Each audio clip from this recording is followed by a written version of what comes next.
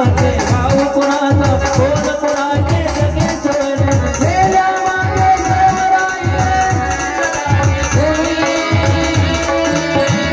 प्राणा बाय कामाला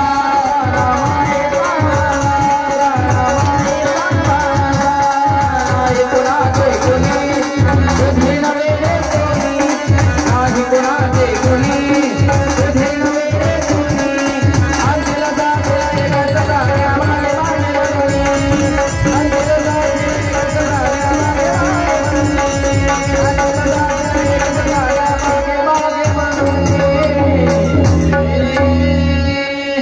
गोपाल कृष्ण भगवान की जय नाही कुणाचे कुणी तुझे नव्हे रे कोणी अंत जाशील एकल प्राणा माझे माझे म्हणून नाही रे कोणीच कोणाचं नाही माई बाप मग तो परमात्मा आपला आहे आणि आपण त्याचे आहोत त्याच्या समोर हात पसरावे आणि त्याला म्हणावं काय म्हणावं हे काना रे थोडासा प्यार दे चरणों में बैठा के तार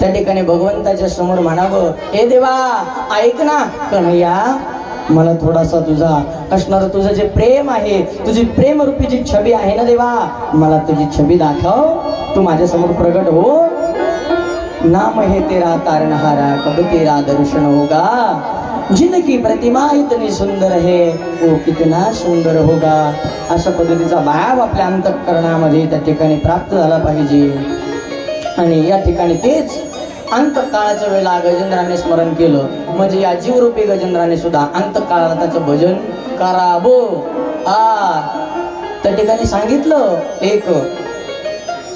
एका प्रमाणामध्ये आधी जरी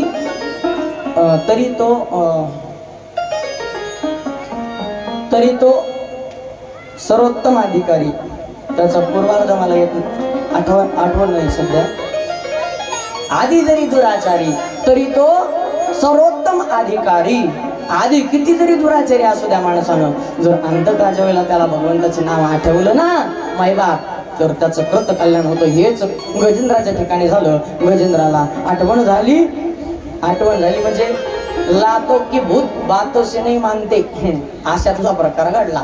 ज्यावेळेला सगळेच सोडून गेले ना मायबाप, सगळेच सोडून गेले. कोण कोण सोडून गेलं? नातू गेले, बायका गेल्या, लेकरं गेले, मुलं पण गेले. आणि मग आता याला देवदेव आठवला आणि यांनाच भेट देण्यासाठी नकराला सुदर्शनानं मारलं आणि गजेंद्राला त्या ठिकाणी नामे गजेंद्र तारिला देवे मोक्षपदासी नेला. गीता नाम विठोबाचे पर्वत जळती पापाचे. अशी असणारी स्थिती त्या ठिकाणी प्रगट झाली. त्रिकुट पर्वत म्हणजे नेमकं काय? सत्व रज आणि तम या 3 गुणामध्ये हा जीव राहतो. या जीवाला त्रिगुण असणार, या शरीराला 3 गुण, या जीवाला अंतःकरणाला 3 गुण प्राप्त होतात. रज तम सत्व आणि जीव रूपाने गजेंद्र असतो. सरोवर म्हणजे संसार आहे, नत्र म्हणजे काळ आहे. आणि या विचारांच्या जाळ्यामध्ये आपण काय करतोय तर फसत जातोय. मग सुदर्शन नामक चक्र म्हणजेच ज्ञान प्रदान करून घेणे म्हणजे सुदर्शन चक्र भगवंताचं आपल्याला प्राप्त होतं. आणि त्या ज्ञान चक्रानं आपले सर्व जाळं तुटून जातं.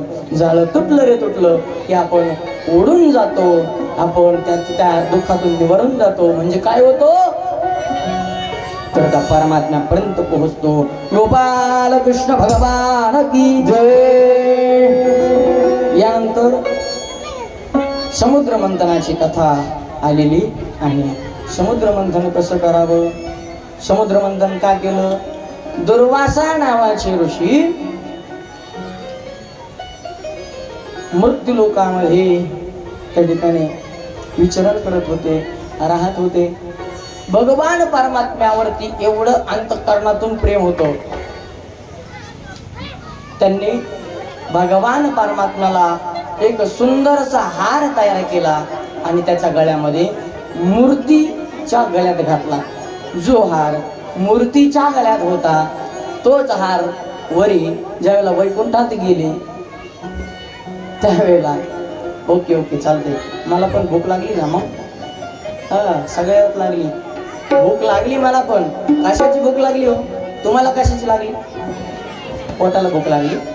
अहो माझ्या अंतःकरणाला भूक लागली. माझ्या या कृष्ण कन्हैयाचा जन्म करायचा याची मला भूक लागलेली आहे. तिकडून हात करते, पुढे ढाकला. पुढे ढाकला. किती जरी म्हणले तरी ते जे अंतःकरणापासून निघतंय ना माई बाप ते कोणी थांबवू शकत नाही हो. त्याच्यामध्ये माझा 3 दिवस कथेत प्रवेश झालाच नाही हो. 3 दिवस माझ्या अंतःकरणातून कथाच निघत नव्हती. मी तुम्हाला उगं वाचून सांगत होतो, तुम्ही ऐकल्यासारखं करायचे, बसायचे, आपले बोर व्हायचे. ज्या वेळेला कालपासून थोडंसं कथेला अंतःकरणातून ते ज्ञान भगवंताचं ते गुरुवर्यांकडून प्राप्त झालेलं या ठिकाणी संदर्भ लागला तर आता इकडून तिकडून बरोबर ना. चला असू द्या. मलाही भूक लागली. माझ्या या कृष्ण कन्हैयाचा जन्म करायचा आहे. या ठिकाणी समुद्र मंथन झालं असं आपण गृहीत धरू. गोपाल कृष्ण भगवान की जय. जय जय श्री राधेश्याम. त्यानंतर बळीराजाला पाताळात घालण्यासाठी परमात्म्यानं काय केलं तर तो असणारा वामनाच्या रूपात प्रगट झाला. वामनाच्या रूपात प्रगट झाला आणि आल्याच्या नंतर त्या परमात्म्यानं 3 पावलं भूमी मागितली. 3 पावलं भूमी म्हणजे आपलं शरीर सत्व रजतम. आताच विषय झाला ना. सत्व रजतम हे असणारे गुण भगवंताला अर्पण करून टाकायचे. काय हे गुण कसे आहेत तर हे गुण निर्गुण आहेत माई बाप. कसे आहेत? निर्गुण. मी सांगत नाही, हरिपाठाने सांगितलं आपल्याला. विष्णुदेव ज्ञानोबराबर नाम सांगतात. हरी त्रिगुण आसार निर्गुण ही सार. त्रिगुण आसार निर्गुण ही सार. सारा सार विचार हरिपाठ.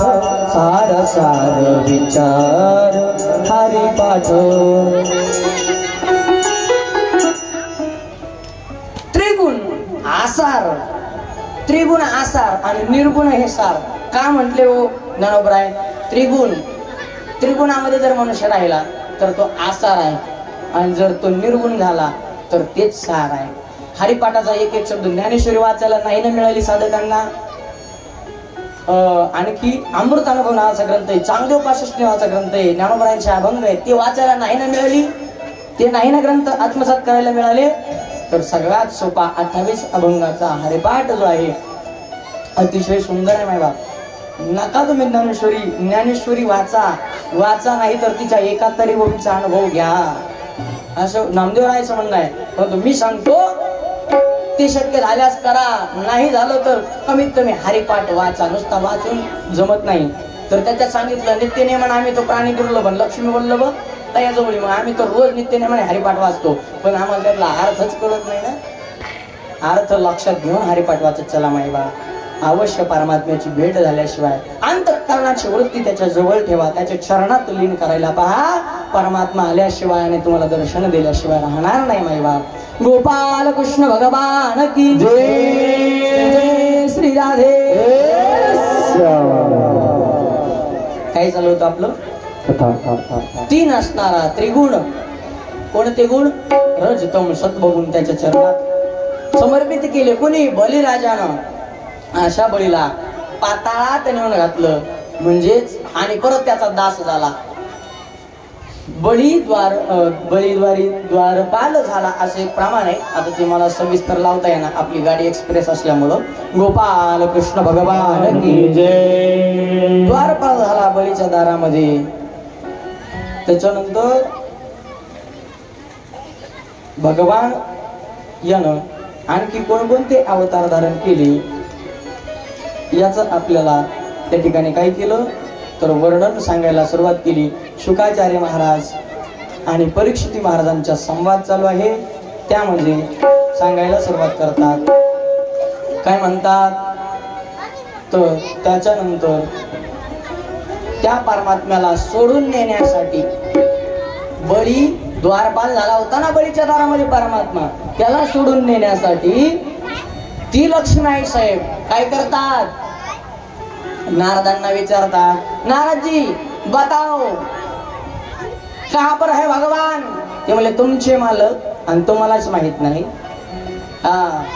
वा वा वा म्हणले अशा कशा बायको आहेत तुम्ही तुमच्या नवऱ्याच्या, तुमचं नवराच तुम्हाला माहित नाही कुठं. ऐका यातला भाव श्रवण करा माई बाप. मी आता फक्त तुम्हाला भाव सांगतो आणि पुढे चालतो. यातला भाव असा आहे, आपल्याला जर परमात्मा रूपी पतीची प्राप्ती करायची असेल, ऐका कान उघडे करून ऐका, आपल्याला जर परमात्मा रूपी पतीची प्राप्ती करून घ्यायची असेल तर संतांना संत रूपी सद्गुरूला शरण जा. तुम्हाला परमात्मा रूपी पतीची प्राप्ती झाल्याशिवाय राहणार नाही माय बाप, राहणार नाही. आणि हीच असणारी लक्ष्मी आपले पती शोधण्यासाठी नारदांना विचारते. नारद म्हणतात जा त्या बळीच्या दारामध्ये द्वारपाल झालाय. आल्या लक्ष्मी साहेब पाताळामध्ये दीन रूप धारण केलं आणि बळीला म्हटल्या मी राखी आणली दादा बली प्रतिपदेच्या दिवशी. मी राखी आणली, मी तुला ओवाळण्यासाठी आले. आणि मग झाला असं, बळी म्हटला मी तुला बहीण म्हणून स्वीकार करतो, पण तुला काय द्यावं लागेल, किती धन देऊ? त्यावेळी सांगितलं दादा हीण दीन रूपामध्ये होती ना, फाटली साडी अंगावरती होती, मळालेला असणार चोळी अंगावरती होती, अगदी केस विचकटून गेलेले होते, भांग एवढी दीन अवस्था तिने धारण केली. रुक्मिणी साहेबांना परमात्मा जर नसेल ना तर लक्ष्मी सुद्धा काय होते तर दरिद्री सारखी दिसायला लागते. दरिद्री होत नाही पण दरिद्र्यासारखी दिसायला लागते परमात्मा जर नसेल तर. ऐका हेच सूत्र आपण कथेच्या माध्यमातून लक्षात घेतलं पाहिजे मायबाप. हे कथाभाग आपण मागच्या वर्षी पाहिलेले, ह्यातलं जे अध्यात्म आहे हे आपण या ठिकाणी श्रवण करतो. गोपाल कृष्ण भगवान की जय. जय जय श्री राधे. मग लक्ष्मीबाई साहेबांनी मागितलं दादा म्हणे माझ्याकडे धनाची कमी नाही, मग धन सांभाळायला मला एक द्वारपाल दे. म्हणले द्वारपाल चालेल म्हणे देतो, कोणता पाहिजे सांग.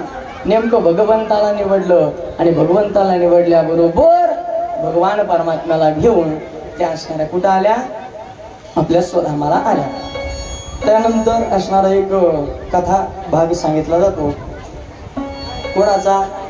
जमदग्नी म्हणजे परशुराम अवतार त्या ठिकाणी झाला. मत्स्य अवतार, कत्स्य अवतार, वराह असे अनेक अवतार भगवान परमात्म्याचे या ठिकाणी प्रगट झाले. मला एक सूचना प्राप्त झाली संयोजकाकडून.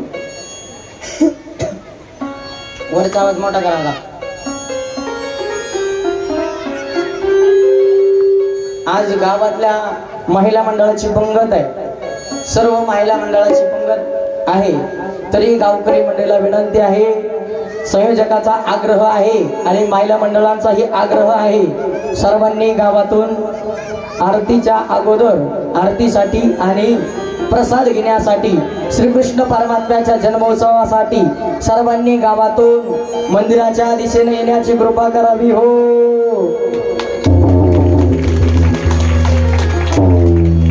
माफत करा आपला. या ठिकाणी त्यानंतर मत्स्य अवताराची कथा सांगितली.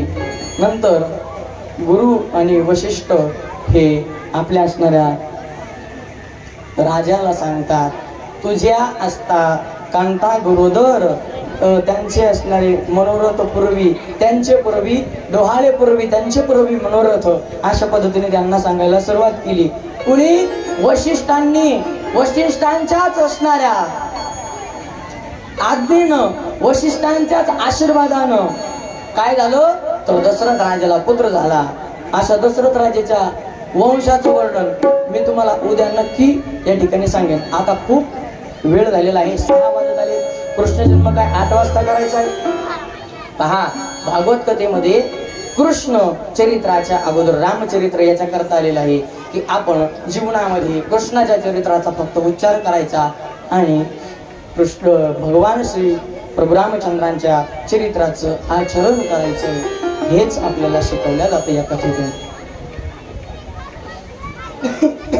सूर्यवंशामध्ये अजाचे असणारे पुत्र दशरथ, दशरथांना 3 असणाऱ्या पत्न्या, एक कौसल्या, दुसरी सुमित्रा, तिसरी असणारी कैकेयी. बरेच दिवस झाले राज्य करत होते, पण त्यांच्या कुलामध्ये कुलदीपक नव्हता. गुरु वशिष्ठांचं आज्ञा घेतली. श्वापद मारण्यासाठी अरण्यात गेले. श्वापद मारत असताना श्वापद म्हणून एक श्रावण नावाचा बाळ मारल्या गेला आणि श्रावणाच्या आई वडिलांचा शाप प्राप्त झाला. अरे राजा, कशासाठी माझ्या मुलाचा घात केलास र? कशासाठी? त्यावेळेस सांगितलं, अहो माझ्या गुरुवारांनी मला सांगितलं म्हणे 3 श्वापद मार, त्यानं तुला पुत्र प्राप्ती होईल. अरे माझा मुलगा तुला श्वापद वाटला?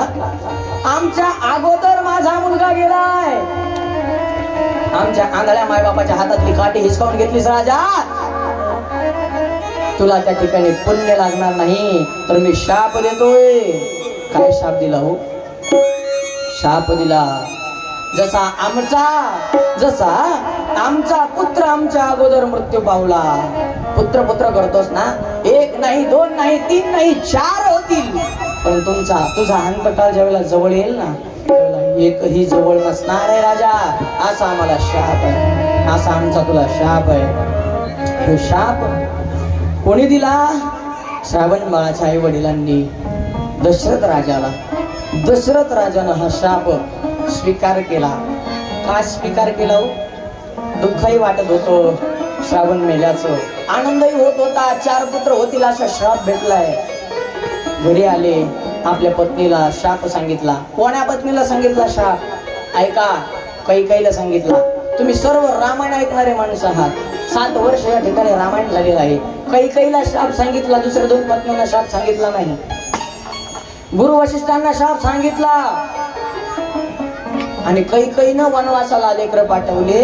कैकेयीनं लेकर मामाच्या गावाला पाठवले. याच्या मागचं कारण जर काय असेल तर यांच्या गैरहजेरीमध्ये माझे पती मालक मरण पावतील, नाहीतर हे अगोदर मरण पावायचे. कोण? लेकर. म्हणून बदल केला, लेकर गावाला पाठवून दिले आणि मग पतीला मृत्यू आला, माईबाप म्हणजेच दशरथ आला. असं ज्यांचं चरित्र आहे, त्यांना शाप प्राप्त झाला आणि आता यज्ञ केला. देवांगणा हाती आणि गेला शृंगी यज्ञ तो प्रसंगी प्रारंभीला विभांडका विभांडक नावाचे जे ऋषी आहेत त्यांचा पुत्र शृंगी, या शृंगीला स्वर्गातल्या, आता आपण काल्याच्या प्रसंगामध्ये हा प्रसंग सविस्तरपणे तुम्हाला सांगण्याचा प्रयत्न करतो बरं का मायबाप. या कथेमधून आता आपल्याला जन्माकडे जायचं ना, त्याच्यासाठी. आणि उत्तम हा चैत्र मास, ऋतू वसंताचा दिवस, शुक्ल पक्ष ही नवमी, उभे सुरभरते योमी, मध्यान्ह दिनकर पळभर होय स्थिर, धन्य विचित्री भुवनी माझे वंशी चक्रबाणी, सुशोभित नाही दिशा आनंद नर नारी शेषा, नाही कौशल्यशी भान गर्भी आले नारायण, अयोनी संभोग प्रगटला राघव, प्रभु रामचंद्र भगवान की जय. प्रभु रामचंद्र परमात्म्याची झाकी आपण काल्याच्या कीर्तनामध्ये पाहू. तो परमात्मा कसा दिसतोय चालेल ना. आता कृष्णाची जन्माचा आनंद आपल्याला घ्यायचा आहे. मग रामप्रभूचा राम जन्मादिवशी घेतला तर किती आनंद होईल, बरोबर आहे ना. मग कृष्ण जन्मादिवशी प्रभूची झाकी पाहू. आज कन्हैयाची झाकी आपल्याला पाहायची. हरी पिंड घारीने झडपिला अंजनीनं तो शिविला अंजनीच्या तपासाठी, महारुद्र आले पोटी. अशा पद्धतीनं तीनही राण्या गरोदर आहेत. अग्नी पायस पात्र त्या ठिकाणी आलं. 3 राण्यांना प्रसाद वाटून दिला आणि तेज असणार दिसू लागलं.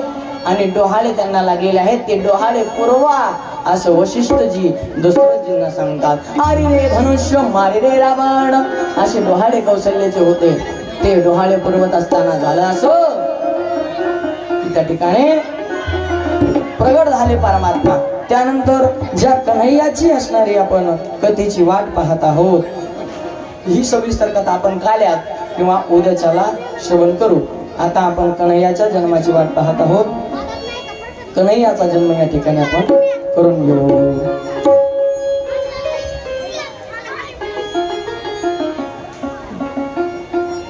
त्यानंतर परशुरामाचं चरित्र सांगितलं. मग चंद्रवंशाचं वर्णन आलेलं आहे. ऐका, आता 4G नाही 5G रेंज तुमची ठेवा आणि ऐकायला सुरू करा. त्यांनी सांगायला सुरुवात केली. म्हणतात ऐक परीक्षिता, चंद्रवंशामध्ये वसुदेव देवकी यांच्या असणाऱ्या कुलामध्ये कृष्ण जन्माला आले. नंदराज आणि यशोदेकडे 11 वर्षे 53 दिवस राहिले. कंसाचा वध केला. संदीपांनी ऋषीकडे 56 दिवसामध्ये 14 विद्या 64 कला असणारे शिकले. जरासंधात सोबत युद्ध केलं आणि त्या युद्धाच्या प्रभावामुळे परमात्मा द्वारकेला निघून गेले, निर्माण केली आणि तिकडे जाऊन राहू लागले. त्यानंतर 16,108 असणाऱ्या पत्न्यांशी विवाह परमात्म्याने केला. बलराम तीर्थयात्रेला निघून गेले. द्वारका नगरीचा राजा पांडवांच्या असणाऱ्या घरी गेला आणि परीक्षिता तुझा तो जन्म झाला. आणि हा असणारा परमात्मा प्रभास असणाऱ्या क्षेत्रामधून अंतर्धान पावला. आणि असं सर्व ऐकत असताना तुम्हाला कळली कथा कुठपर्यंत गेला. कृष्ण वसुदेव देवकीच्या घरी जन्माला आला. परत सांगतो एकदा. नंदराज आणि यशोदेकडे 11 वर्ष 53 दिवस राहिला. कंसाचा वध केला. संदीपांनीकडे 56 दिवसामध्ये 64 कला 14 विद्या त्या ठिकाणी शिकला. आणि जरासंधाचा युद्ध प्रभाव झाला. त्या युद्धाच्या प्रभावामुळे परमात्मा द्वारकेला निघून गेला. 16,108 पत्न्यांशी विवाह झाला. बलराम तीर्थयात्रा करण्याच्या उद्देशाने निघून गेले. द्वारका नगरीचा राजा पांडवांच्या घरी आला आणि हाच राजा परीक्षिता त्यावेळेला तुझा जन्म झाला. परमात्मा प्रभास क्षेत्रामधून अंतर्धान पावले. इहलोक सोडून गोलोक धामाला गेले. असं चरित्र शुकाचार्य महाराजांनी परीक्षित राजाला सांगितलं. पटतंय का तुम्हाला? तरी झालं आपलं भागवत. हा मी सांगत नाही, याच्यामध्ये एका अध्यायामध्ये असं वर्णन आणलंय. थोडक्यामध्ये पाहिलं, अरे जो श्रोता समोर बसलेला आहे त्या श्रोत्याच्या अंतःकरणामध्ये आस अपेक्षा आहे का नाही भगवंताच्या चरित्राविषयी? आस अपेक्षा जर असेल तरच त्यांना ते ज्ञान द्यायचं. मागितल्याशिवाय कोणी द्यायचं नाही. काय वस्तू नाही, ज्ञानाची गोष्ट चालू आहे. कोणी जर विचारलं तर त्याला सांगावं. आणि असं जर कोणी कोणाला सांगत राहिलं, आता मला वरी बसवलंय याचा अर्थ तुम्ही मला 7 दिवस विचारतच आहात असं गृहीत धरायचं, बरोबर ना? ज्या ती पत्रिकाच नाही राहिली, हा पॉम्प्लेटच नाही राहिलं, पडून गेलं. ज्या अर्थी पॉम्प्लेटवरती फोटो टाकून नाव टाकून मला तुम्ही आमंत्रण दिले, त्या अर्थी तुम्ही 7 दिवस विचारणार आहात आणि मी तुम्हाला सांगणार आहे. आणि न विचारता जर मनाने आलोन जर सांगायला सुरुवात केली ज्ञान, तर त्याला किंमत राहील का? सांगणारालाही नाही ना ऐकणाराही नाही. म्हणून सांगणाराच्या अंतःकरणामध्ये आस आहे का हे शुकाचार्य पाहतात. परीक्षित म्हणतो, अहो महाराज,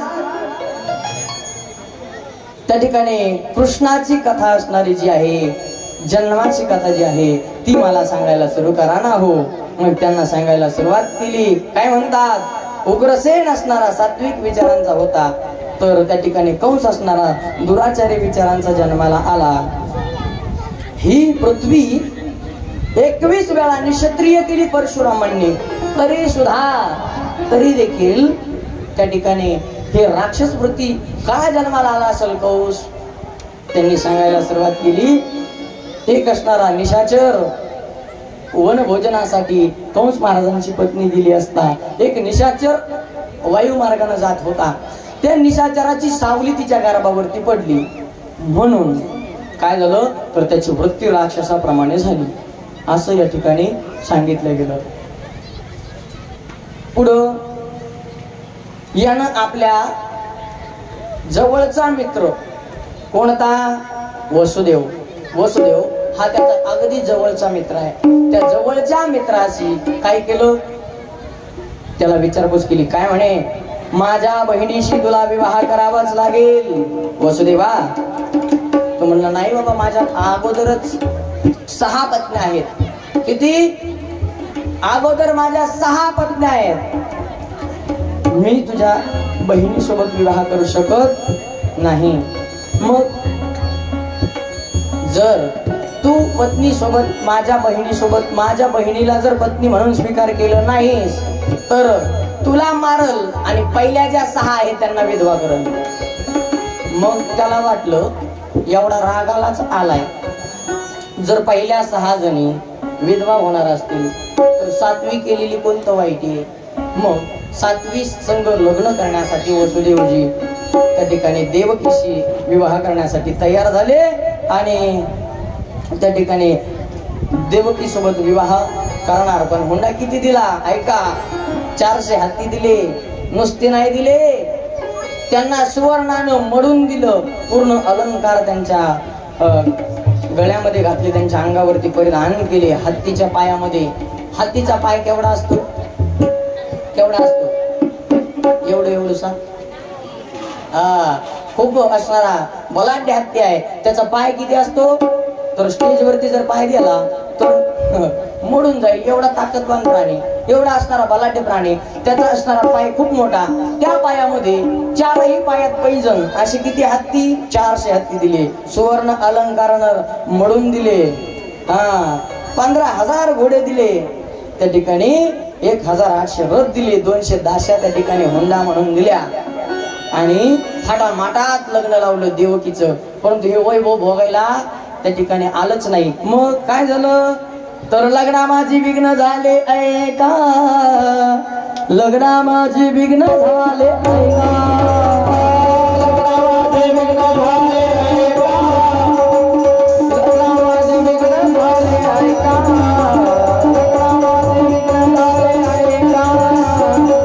लग्ना माझी विघ्न झाले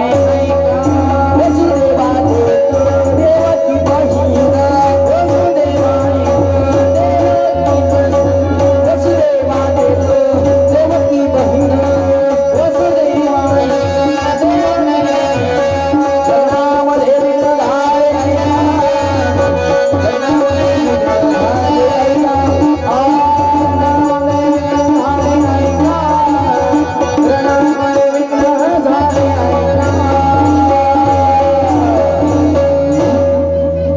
आठवाईचा पुत्र वधील तुझशी ऐकोनी मानसी क्रोध आला. आकाशाची वाणी झाली, वीज त्या ठिकाणी कडकडली आणि वीज कडकडल्याच्या नंतर सांगितलं, जिची वरात एवढ्या थाटामाटात घेऊन निघालास तिचा 8वा पुत्र तुला मारणार आहे, तुझा काळ आहे. ऐकून मनात क्रोध निर्माण झाला आणि हातात खड्ग घेऊन मारायला धावला. कोण? रावण. रावण हातात खड्ग घेऊन मारायला धावला. तुमची मनस्थिती कुठे आहे? ते लेकरं उठत आहेत, तुम्ही त्यांच्याकडे 17 वेळेस पाहता. काय सांगतो याच्यावर लक्ष आहे का? कथा सांगताना राग राग करू नये, पण कुठपर्यंत सहन करावा? हा तेच सांगतो मी. तुमच्याकडून मला उत्तर यायला पाहिजे म्हणून म्हटलं. काय म्हणलो माहितीये का? ऐका, विचारा त्यांना. काय सांगितलं मी आता? श्रोत्याची मनस्थिती जागे राहण्यासाठी शब्दाचा प्रयोग केला मी. कृष्ण जन्म होणार आहे असं मन भरकडू देऊ नका. गोपाल कृष्ण भगवान की जय. श्री राधे, श्री राधे, जय श्री राधे. अशा असणाऱ्या देवकी वरती कंसानं आपल्या हातात खड्ग घेतलं आणि मारण्याकरता धावला. एवढ्यामध्ये हात धरला वसुदेवानं. लालनाथ पालयंती भार्या, लालनाथ पालयंती भार्या. माझ्या पत्नी म्हणून मी जिचा आता स्वीकार केलाय, ती तुझी बहीण नसून माझी पत्नी आहे. तिला मारायच्या अगोदर मला समोर जावं लागलं असं वसुदेवजी म्हणाले. आणि त्याच ठिकाणी बंदी खाण्यामध्ये ठेव, मला बंदी खाण्यामध्ये ठेव असं सांगून त्या ठिकाणी बंदी खाण्यात राहिले. 1 2 3 4 5 6 असणारे बंदी खाण्यात मारले. आणि 7व्यांदी जो गर्भ होता तो योग मायेचा. 1 तास लांबवायचंय, चालेल. गोपाल कृष्ण भगवान की जय.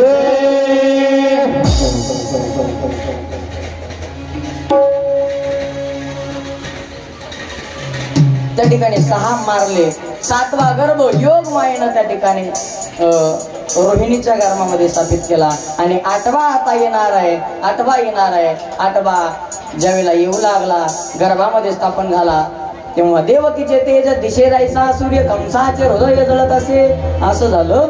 आणि मग आता तो परमात्मा त्या ठिकाणी प्रगट झाला. आणि प्रगट झाल्याच्या नंतर कोणता मास होता? दशरथी मारिला तोची होता मास. वर्षा ऋतू असे कृष्ण पक्ष, वसंत तिथी बुधवार असे शुक सांगत असे परीक्षिता. अशा ठिकाणी तो परमात्मा प्रगट झाला. आणि आता जे रक्षपाळ आहेत ते झोपलेले आहेत. आणि त्या परमात्म्याला अष्टमूर्ती प्रगट झाली आणि घेतलं टोपलीमध्ये. आणि कुठं निघाले? त्या परमात्म्याने सांगितलं, अहो बाबा मला कुठं नेऊन ठेवा.